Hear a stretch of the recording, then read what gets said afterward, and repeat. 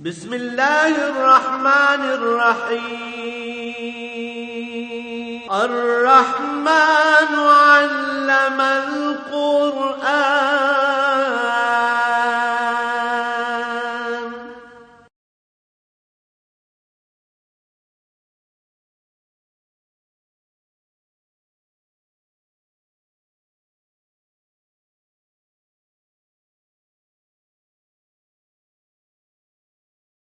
الحمد للہ رب العالمین والصلاة والسلام علی حبیبہ محمد وآلہ وصحبہ اجمعین۔ اعوذ باللہ من الشیطان الرجیم، بسم اللہ الرحمن الرحیم۔ وَإِذَا أَذَقْنَا النَّاسَ رَحْمَةً مِّن بَعْدِ ضَرَّاءَ مَسَّتْهُمْ إِذَا لَهُمْ مَكْرٌ فِي آيَاتِنَا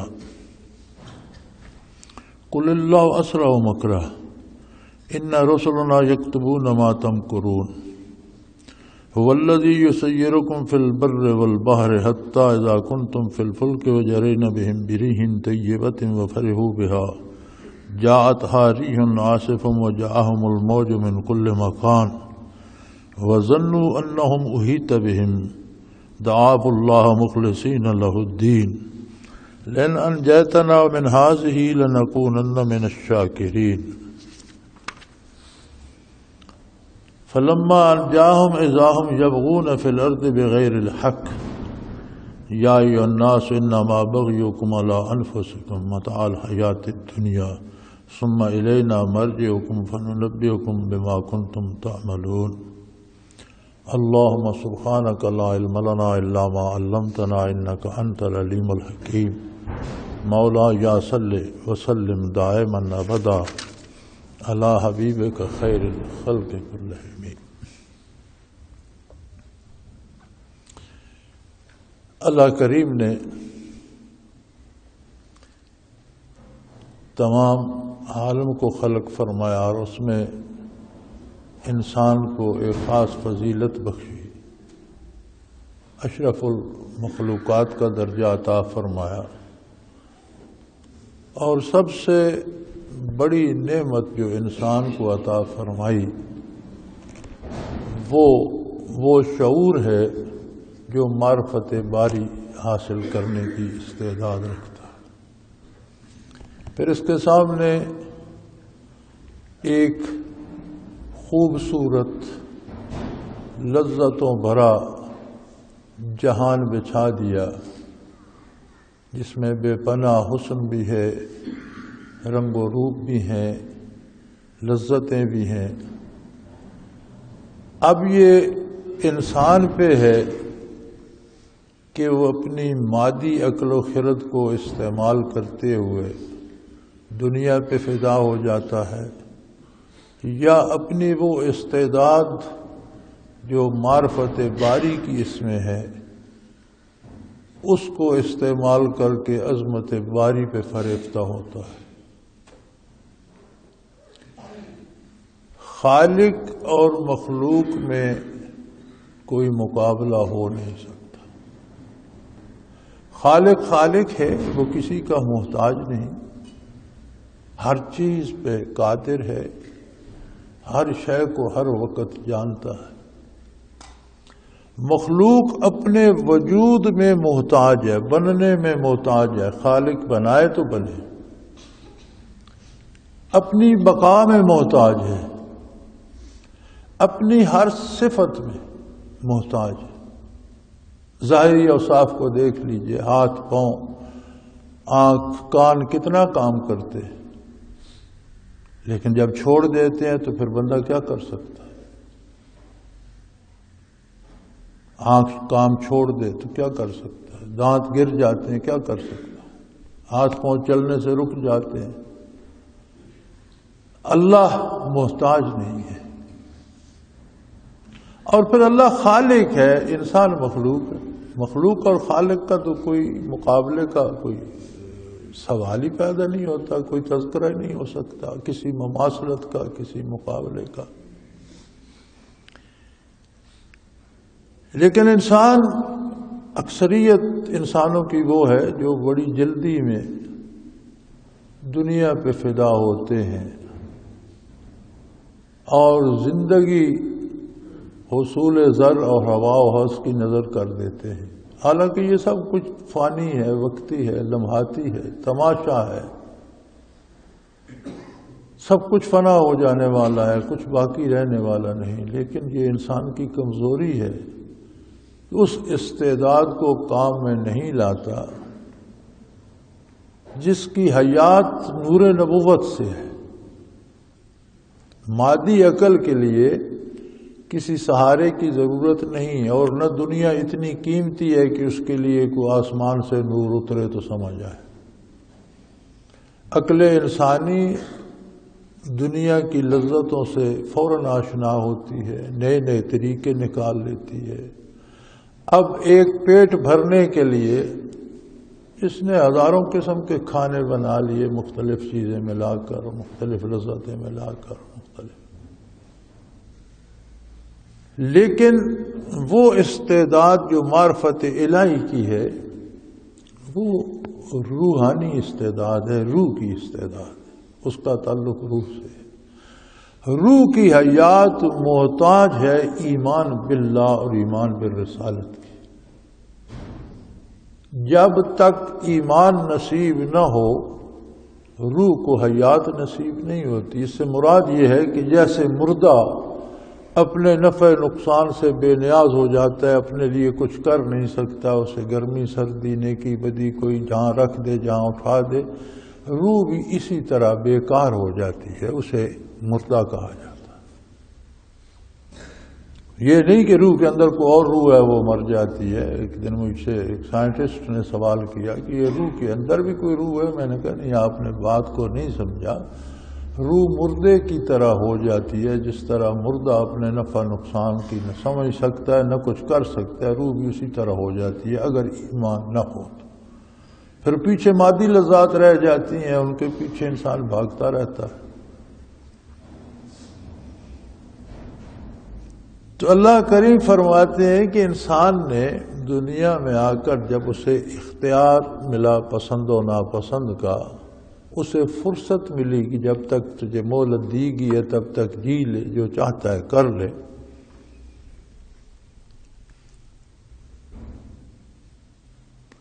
تو یہ ایسا عجیب ہے، اس کا مزاج ایسا ہے کہ اذا اذقنا الناس رحمتا من بعد ضراء مستهم،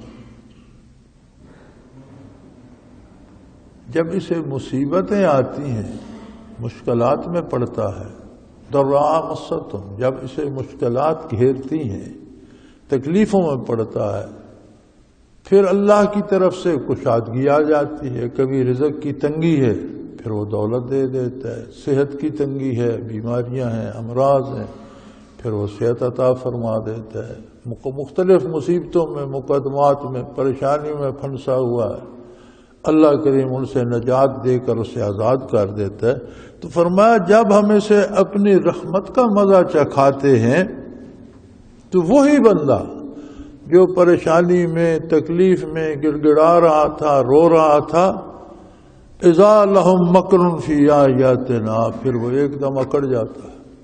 اسے یہ خیال ہی نہیں رہتا کہ میری حیثیت کیا ہے، میرے تو ایک دانت میں درد ہو تو وہ مجھے دنیا کی ساری لذتوں سے بیگانہ کر دیتا ہے۔ یہ سب کچھ بھول جاتا ہے جب آسانیاں آتی ہیں، جب راحتوں کا مزہ چکھتا ہے، جب دولت یا اقتدار آتا ہے۔ تو فرمایا پھر یہ نہیں کہ صرف اللہ کے احسان کو بھول جاتا ہے، اذا لہم مکر فی آیاتنا، پھر ہمارے احکام کو رد کرنے کے ہیلے بہانے اور تدبیریں کرتا ہے، انکار کر دیتا ہے کہ یہ کیا ہوا، یہ بھی کوئی حکم ہے، اس طرح نہیں ہو سکتا۔ پھر اس کی تعویلیں گھڑتا ہے۔ لوگوں نے عبادات تک کی تعویلیں گھڑی۔ بعض لوگوں نے یہ بھی کہا کہ بھئی یہ جو نماز روزہ ہے، 5 وقت کی نمازیں ہیں، تو جب حضور کا زمانہ تھا تو فراغت کا زمانہ تھا، کام کار کرنے کو کچھ نہیں تھا، تو حضور نے لوگوں کو مصروف رکھنے کے لیے 5 وقت کا وضو اور نماز فرض قرار دی۔ تو اب تو زمانہ بدل گیا ہے، اب یہ صبح اٹھنا، کپڑے بدلنا، حجامت بنانا، وہ ٹوتھ پیسٹ لگانا، شیو کرنا اور یہ جرابیں بوٹ پہننا یہی وضو ہے، اور دفتر میں جانا، سارا دن دفتر کا کام کرنا یہی نماز ہے۔ یہ تک پاکستان کے مولویوں نے کہا۔ اللہ کریم فرماتے ہیں جب میں انہیں فراخی دیتا ہوں نا، پھر یہ میرے احکام کے مقابلے میں بھی تدبیریں کرنے لگتے ہیں کہ کس طرح احکام الہی کو ٹالا جائے، یا ان کی غلط تعبیریں نکالتے ہیں، غلط تعویلیں کرتے ہیں۔ قل اللہ اسرع مکرا، فرمایا میرے حبیب انہیں بتا دیجئے کہ اللہ سب سے بڑا صاحب تدبیر ہے۔ تم ایک فرد ہو، تم اپنے آپ کو نہیں سنبھال سکتے، اللہ چاہے تو تمہیں رکھے۔ تم وہی ہو جو کل مصیبت میں مبتلا تھے، آج اس نے تمہیں فراخی دے دی، کل پھر مبتلا کر دے، کیا کرو؟ اور وہ ذات ہے جس نے ہر ذرے کو تخلیق فرمایا، پھر اس ہر ذرے کی تدبیر فرمائی۔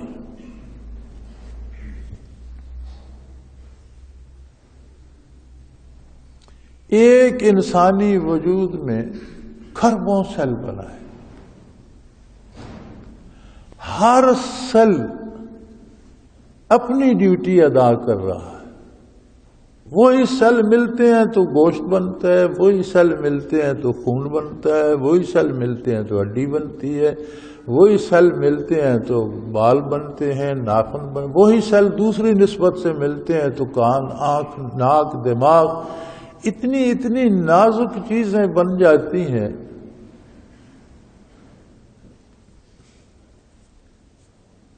میں اگلے دن ایک مضمون سائنس کا دیکھ رہا تھا تو وہ کہتے ہیں کہ ایک آنکھ جو ہے، اس کے ایک آئینہ جو ہمیں دکھاتا ہے، اس کے اتنے اجزاء ہیں، چھوٹے چھوٹے بلب جڑے ہوئے ہیں کہ ان میں سے 18 لاکھ تاریں جو ہیں وہ دماغ کو جا رہی ہیں۔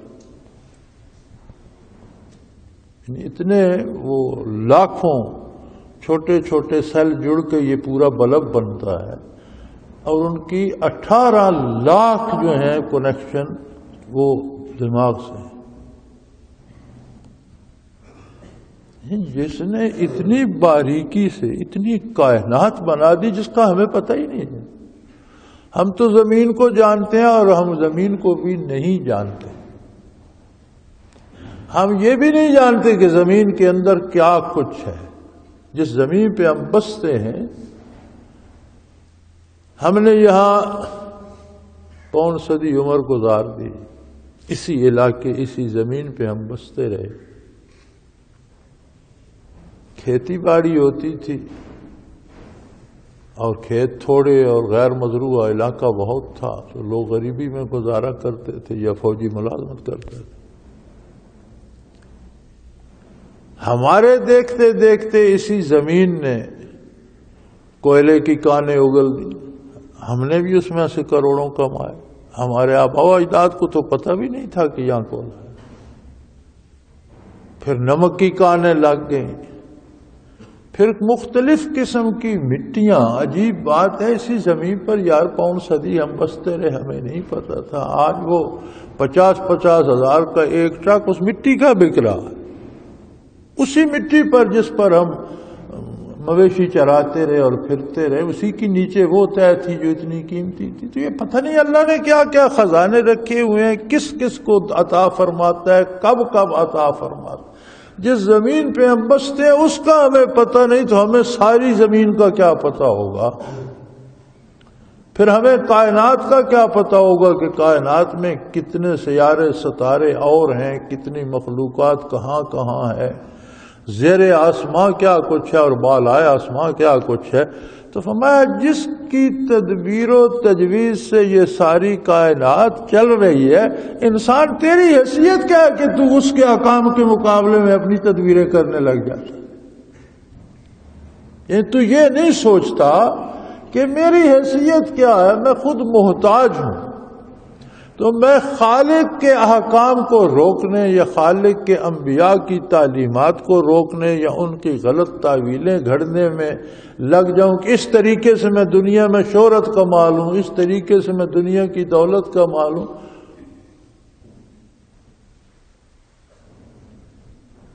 فرمایا ان رسلنا یکتبون ما تمکرون، ہمارے فرستادہ فرشتے تمہارے ساتھ ہیں، اور یہ جتنی ناروا تدبیریں تم کرتے ہو حرف حرف لکھ رہے ہیں. تم بھولے ہو آخرت کو، وہ نہیں بھولتے.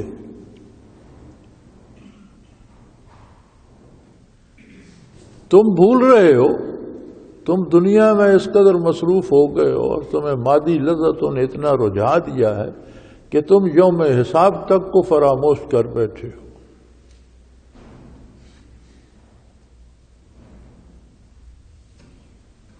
لیکن وہ فرشتے جن کی تمہارے ساتھ ذمہ داری ہے وہ نہیں بھولتے، تمہارے ایک ایک لفظ کو لکھ رہے ہیں، ایک ایک حرکت کو لکھ رہے ہیں. تمہیں واپس اللہ کی بارگاہ میں حاضر ہونا ہے اور اس ایک ایک لفظ کی جواب دہی کرنا ہے. جب اللہ کریم آسانیاں دے تو اسے اپنا کمال نہ سمجھو، اسے اللہ کا احسان سمجھو اور مزید شکر ادا کرو. اگر تکلیف آ جائے تو سمجھو کہ مجھ سے کوئی غلطی ہوئی ہے جس کی سزا یہ ہے، میری کوئی کمزوری ہے، توبہ کرو، اللہ سے رجوع کرو. تم عجیب لوگ ہو، جب وہ تمہیں آرام دیتا ہے، اقتدار دیتا ہے، دولت دے دیتا ہے تو تم اسی کو بھول جاتے ہو. اور صرف بھولتے نہیں بلکہ اس کے احکام کے خلاف تدبیریں کرنے لگ جاتے ہو کہ اس کا راستہ روکا جائے. اپنی حیثیت بھول جاتے ہو.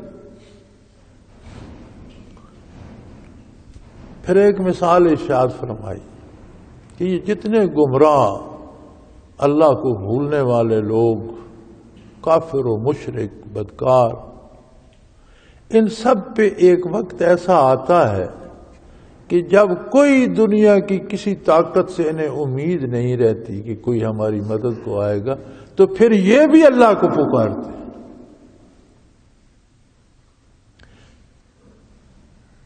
خواہ یہ اس میں ذاتی سے واقف ہوں یا نہ ہوں، انسان کے ضمیر میں ایک بات ہے کہ ایک طاقت ایسی ہے جو غائبانہ مجھے دیکھتی بھی ہے، میرے ساتھ بھی ہے، مجھے جانتی بھی ہے، میری مشکلات سے واقف بھی ہے، میری مشکلات کو دور بھی کر سکتی ہے، اور وہ صرف اللہ. فرمایا والذی یسیرکم فی البر والبحر،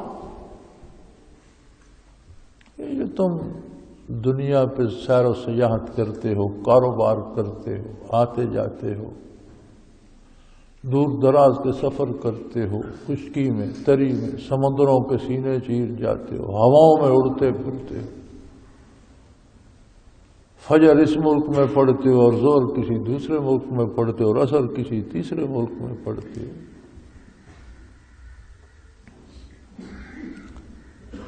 تو ان میں کبھی کبھی تمہیں مشکلات بھی آ جاتی ہیں.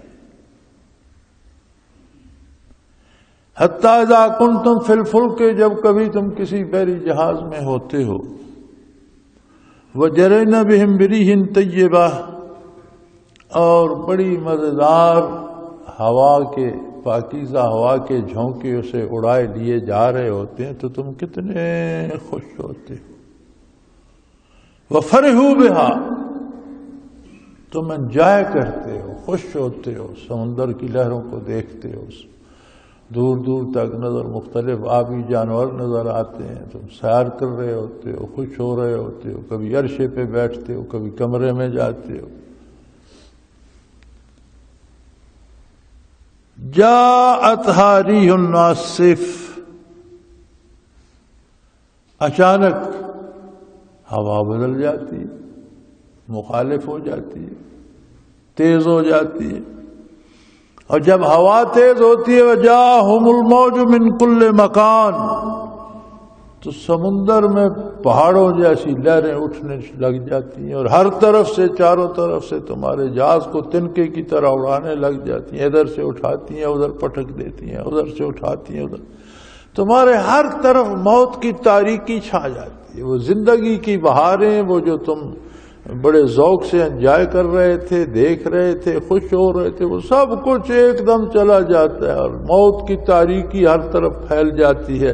بڑی بڑی لہریں منہ اٹھائے تمہیں نگلنے کو دوڑتی ہیں، اور جہاز کو تنکے کی طرح اٹھا کر پھینک دیتی ہیں۔ وَظَنُّوا أَنَّهُمْ أُحِيطَ بِهِمْ، اور اس وقت تو تمہارا دل کہتا ہے کہ اب موت آ گئی، اب ہم پکڑے گئے، اب ہم گھیرے گئے، اب بچنے کی کوئی امید نہیں۔ دعوا اللہ مخلصین لہ الدین، اس وقت اللہ کو وحدہ لا شریک کو کتنے خلوص سے پکارتے۔ گناہگار تو گناہگار، کافر بھی پکار اٹھتا ہے کہ اے وہ جس نے یہ کائنات بنائی ہے مجھے یہاں سے بچا دے۔ ہوائی جہاز پہ سفر کرتے ہیں، زندگی بھر ہم نے بھی سفر کیے، راستے میں جب وہ کہتے ہیں وہ ہوا اوپر نیچے ہوتی ہے، ٹربولنس آ کے وہ 100 فٹ ایک دم نیچے چلا جاتا ہے، نیچے سے ہوا اٹھاتی ہے اوپر چلا جاتا ہے، آدمی ادھر سے ادھر پٹکتا ہے، ادھر سے ادھر پٹکتا ہے، کبھی آکسیجن بند ہو جاتی ہے جی، پھر وہ ماسک سے آ جاتے ہیں، وہ لگایا ہوا ہوتا ہے۔ تو جس نے زندگی میں بھی کلمہ نہ پڑھا اسے بھی کلمہ یاد آ جاتا ہے، اسے بھی دعائیں یاد آ جاتی ہیں جس نے کبھی زندگی میں قبلے کی طرف منہ نہ کیا ہو۔ کافر بھی اس وقت دنیاوی طاقتوں کو بھول کر اسی غیبی قوت کو پکارنا شروع کر دیتا ہے جو عالم الغیب ہے، جو حاضر و ناظر ہے، جو ہر چیز پہ قادر ہے، کہ یہاں سے تو ہی مجھے بچا سکتا ہے۔ دعوا اللہ مخلصین لہ الدین، کتنے خلوص سے اور کتنی راست بازی سے خالص اللہ کو پکارتے ہو۔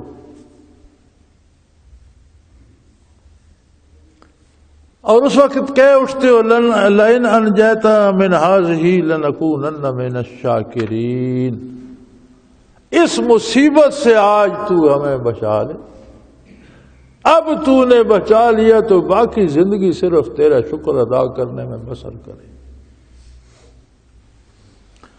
دونوں اطراف دیکھ لو نا، جب آسانیاں آتی ہیں، سہولتیں آتی ہیں، عجیب نظام ہے اس کا۔ ایک عام آدمی کو اٹھا کر ملک کا وزیر اعظم بنا دیتا ہے، ایک عام آدمی کو اٹھا کر صدر بنا دیتا ہے، ایک عام آدمی کو ہم نے دیکھا ہے لوگ جو جیلوں میں سڑ رہے تھے انہیں اس نے حکومتیں دیں، اور جو حکومتیں کر رہے تھے انہیں پھانسی پہ لٹکا دیا۔ ایسا بے نیاز ہے، اس کا اپنا ایک نظام ہے۔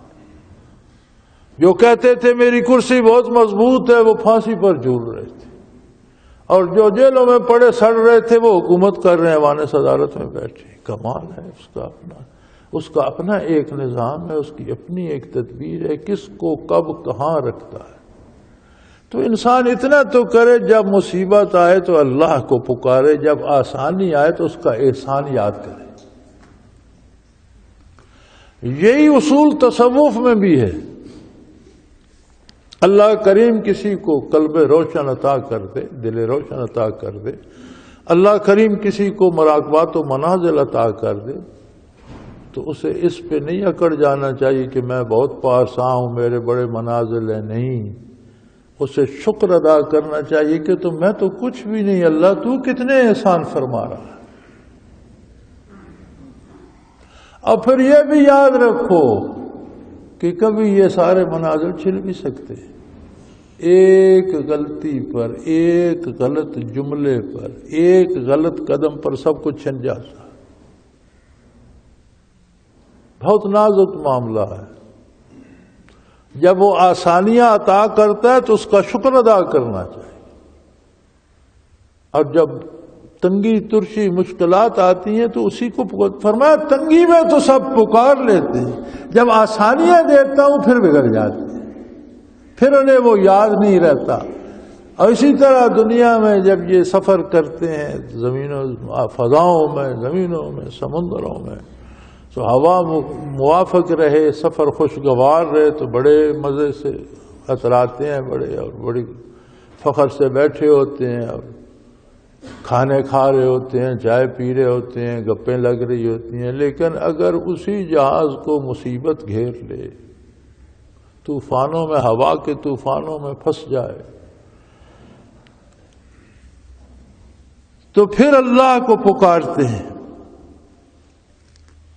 اور پھر کہتے ہیں یا اللہ آج بچا لے، ہم ہمیشہ تیرے شکر گزار رہیں گے۔ فَلَمَّا أَنْجَاهُمْ إِذَا هُمْ يَبْغُونَ فِي الْأَرْضِ بِغَيْرِ الْحَقِّ، اور جب میں انہیں اس مصیبت سے نجات نہیں دیتا، یہ ایسی عجیب مخلوق ہے، یہ پھر وہ سارا بھول جاتے۔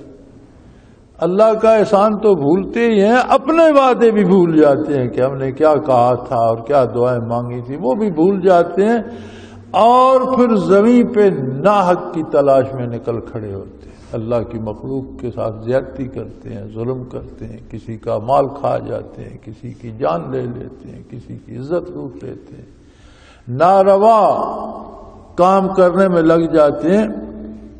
یا ایھا الناس، اے لوگو، انما بغیکم علی انفسکم، یہ جو تم بغاوت کرتے ہو، یہ جو تم برائی کرتے ہو، یہ جو تم ظلم کرتے ہو، یہ اپنے آپ سے کر رہے ہو۔ یہ جتنی زیادتی کرتے ہو، جتنے کام خلاف شریعت کرتے ہو، جتنی اللہ کی نافرمانی کرتے ہو، اس سے اللہ کریم کا کچھ نہیں بگڑتا۔ ساری مخلوق ولی اللہ ہو جائے تو اللہ کی شان بڑھ نہیں جاتی، ساری مخلوق اس کا انکار کر دے تو اس کی شان میں کمی نہیں ہوتی۔ انسانی اعمال اس کی ذات کو متاثر نہیں کرتے، بلکہ لوٹ کر انسان کے اپنے اوپر آتے ہیں۔ تو یہ جو تم زیادتی کر رہے ہو، یہ اپنے آپ کے ساتھ کر رہے ہو۔ انما بغیکم علی انفسکم، یہ ساری زیادتی تم اپنے آپ کے ساتھ کر رہے ہو۔ متاع الحیات الدنیا، چند روزہ کھیل ہے دنیا کا، تمہیں دولت مل گئی، حکومت مل گئی، عہدہ مل گیا، جائیداد مل گئی، لیکن کل جب موت آئے گی، نہ حکومت ہوگی تمہارے پاس، نہ جائیداد ہوگی، نہ زمینیں جاگیریں ہوں گی۔ شاید اللہ کو منظور ہو تو کفن بھی ملے، ورنہ کتنے بغیر کفن کے بھی رل جاتے ہیں زمین میں۔ یہ بھی قسمت ہے کہ اسے 4-6 فٹ قبر کا ٹکڑا مل جائے، کتنے بغیر قبر کے رل جاتے ہیں۔ متاع الحیات الدنیا، یہ وقتی اور لمحاتی بات ہے۔ جب تک دنیا کی زندگی ہے تب تک یہ دولت ہے، متاع ہے، اس کا ساز و سامان ہے۔ ثم الینا مرجعکم، دنیا کی زندگی ختم ہوگی تو میری بارگاہ میں حاضر ہونا پڑے۔ فننبئکم بما کنتم تعملون، پھر ہم تمہیں بتائیں گے کہ تم کرتے کیا رہے ہو۔ سوال تو یہ تھا کہ جب حاضر ہوں گے تو پوچھا جائے کہ کیا کرتے ہو، فرمایا نہیں، ہمیں پوچھنے کی ضرورت نہیں ہے، جو کچھ تم کرتے ہو ہمارے سامنے ہو رہا، ہم دیکھ رہے ہیں، ہمارے علم میں ہے، اور تم بہت سی باتیں بھول چکے ہو، ہم تمہیں وہ بھی یاد کرائیں گے کہ تم نے یہ بھی کیا تھا، یہ بھی کیا تھا، یہ بھی کیا تھا۔ تم بھول چکے ہوگے، موت کی تلخی سے گزرتے ہوئے بہت سی چیزیں بھول جائیں گی، دنیا کے عیش و عشرت میں بہت سی باتیں بھول جائیں گی، نزا کے وقت نزا کی سختی بہت سی باتیں بھلا دے گی، لیکن جب میری بارگاہ میں آؤ گے تو میں تمہیں ایک ایک بات یاد دلاؤں گا کہ تم نے یہ بھی کہا تھا، تم نے یہ بھی کیا تھا۔ نبی صلی اللہ علیہ وآلہ وسلم کے ارشاد عالی کا مفہوم ہے کہ اللہ کریم یاد تو کرائیں گے، لیکن اس کی رحمت بہت وسیع ہے، اس کی بخشش کی امید ہے، وہ ساری باتیں یاد کرا دے، کہہ دے کہ تو نے تو یہ بھی کیا، یہ بھی کیا، یہ بھی کیا، جا میں نے تجھے معاف کیا، تو وہ کریم ہے، اس کا کرم ہے۔ صرف وہی لوگ نجات پائیں گے جنہیں وہ کہہ دے کہ میں نے تجھے معاف کیا۔ جس سے پوچھ لیا کہ یہ کیوں کیا تھا، حضور فرماتے ہیں اس کا بچنا مشکل، اسے سزا بھگتنی ہوگی، کیونکہ بندے کے پاس اپنے کسی کام کا کوئی جواز نہیں ہے کہ وہ اللہ کی نافرمانی کرے اور اپنی مرضی کرے۔ اگر کسی پر یہ سوال ہو گیا کہ تم نے یہ کیوں کیا تھا، حضور فرماتے ہیں وہ سزا بھگتے گا، وہ نہیں بچ سکتا۔ یہ اس کا کرم ہے کہ یاد دلا کر بھی معاف کر دے، نہ یاد دلائے کسی کو ویسے معاف کر دے تو وہ کریم ہے، اس کے کرم کی کوئی انتہا نہیں۔ لیکن جنہیں یہ خیال ہے کہ باتیں چھپ جائیں گی، فرمایا چھپیں گی نہیں، سامنے ہوں۔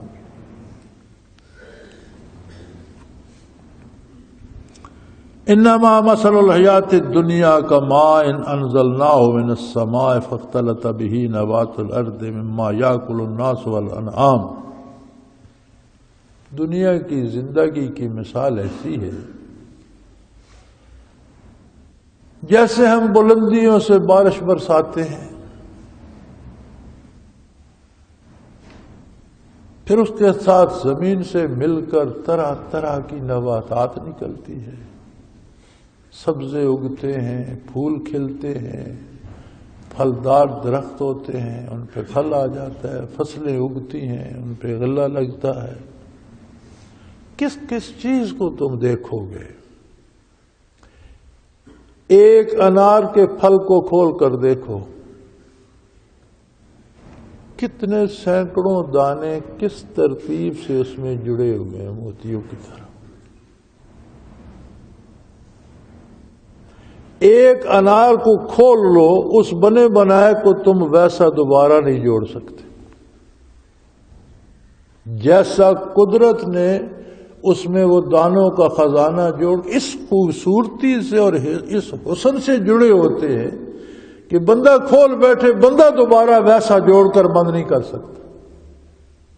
پھر ان کی لذت، پھر ان کی تاثیر، کتنی بیماریوں کا علاج ہے۔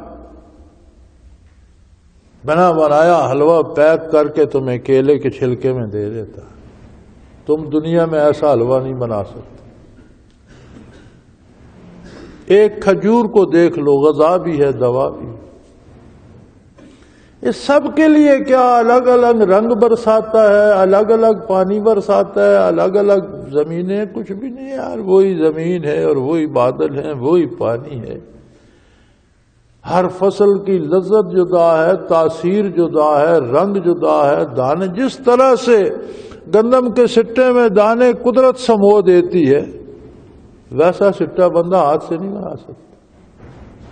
گندم کے سٹے میں الگ طرح سے ہیں، باجرے کے سٹے میں الگ طرح سے ہیں، مکی کے سٹے میں الگ طرح سے ہیں، جوار کے سٹے میں الگ طرح سے ہیں، عجیب عجیب ترتیب ہے ہر ایک کی۔ فرمایا ایک ہی پانی برساتا، ایک ہی زمین ہے۔ کماء انزلناہ من السماء، بلندیوں سے پانی کو برساتا ہوں، فاختلط به نبات الارض، اور زمین کے ساتھ مخلوط ہو کر، مل کر، مٹی پانی مل کر طرح طرح کی نباتات اگا دیتے۔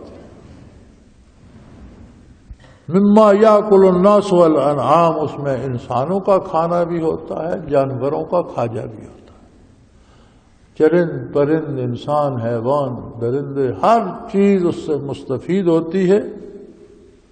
حتیٰ اذا اخذت الارض زخرفها، حتیٰ کہ زمین سج گئی ہوتی ہے، پھولوں کی چادریں آراستہ ہو گئی ہوتی ہیں زمین پر، غلے کے کھیت لہلا رہے ہوتے ہیں، درخت پھلوں سے جھوم رہے ہوتے ہیں، وزینت، اور خوبصورت لگ رہی ہوتی، سج جاتی ہے۔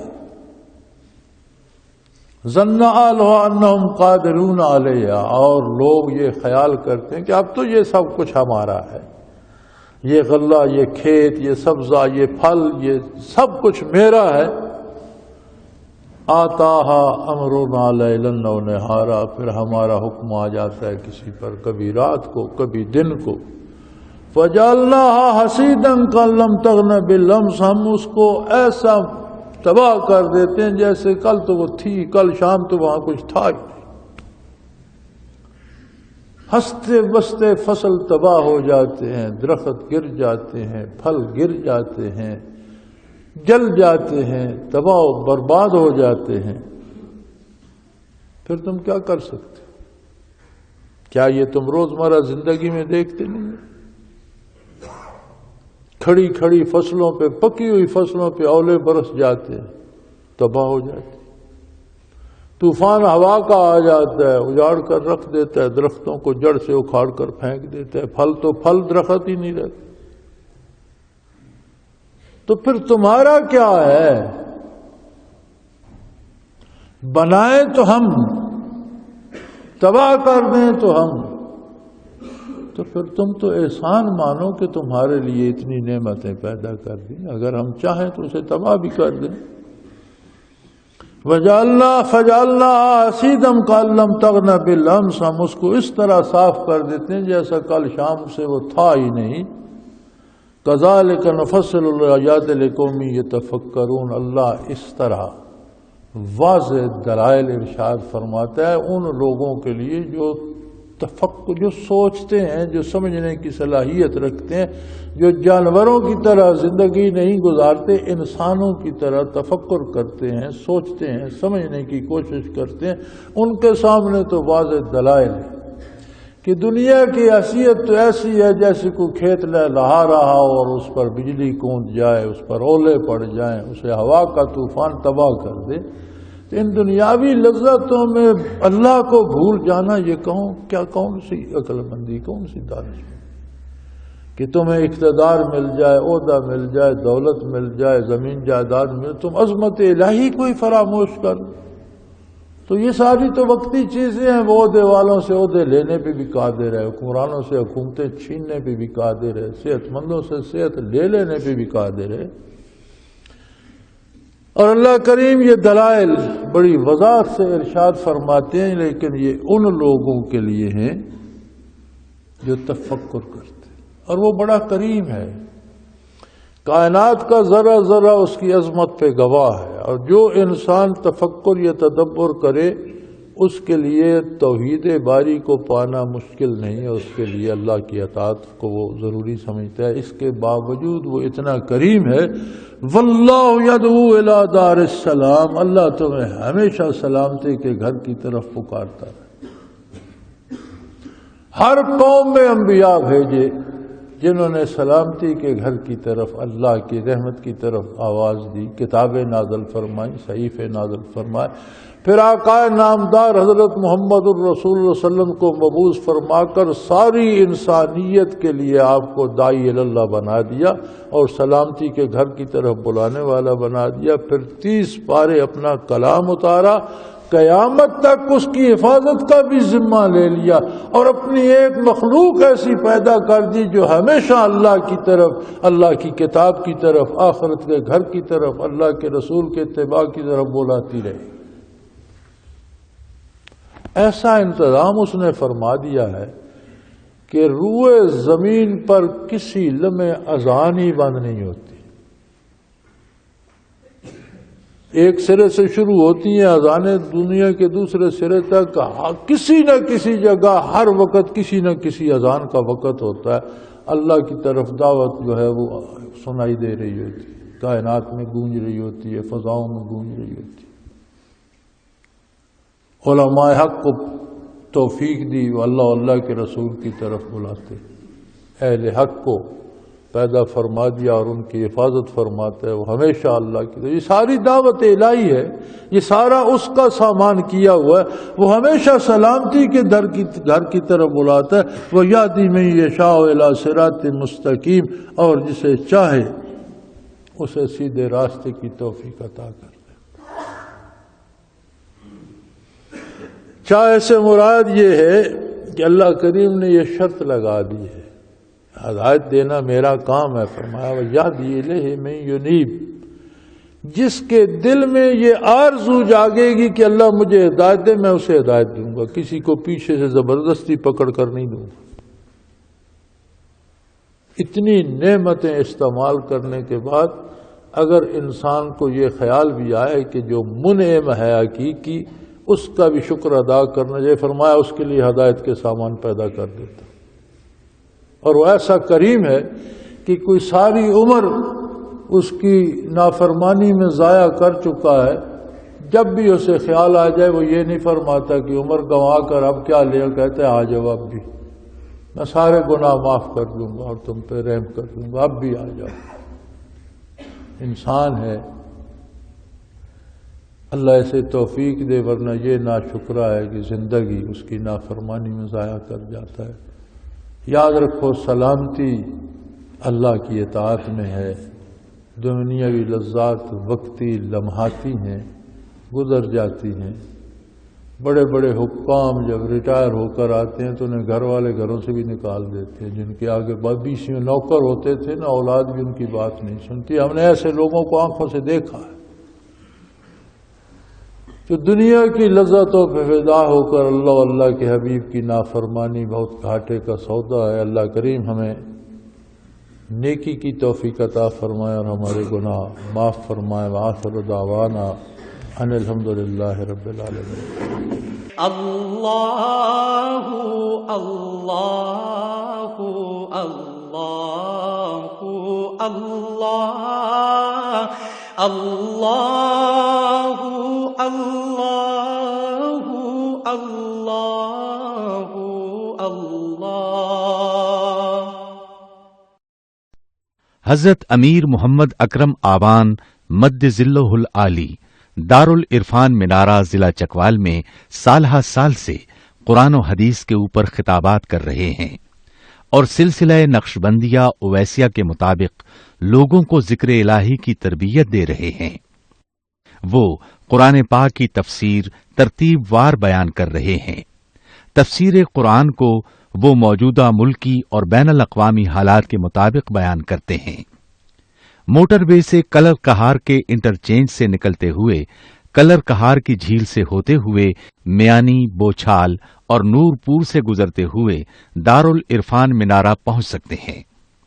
حضرت امیر محمد اکرم آوان نے بچیوں اور بچوں کی دینی اور دنیاوی تعلیم کے لیے سقارہ اکیڈمی کے نام سے ایک درسگاہ بھی قائم کی ہے، جس کا افتتاح ملک پاکستان کے صدر جنرل محمد ضیاء الحق نے اپنے دست مبارک سے کیا تھا۔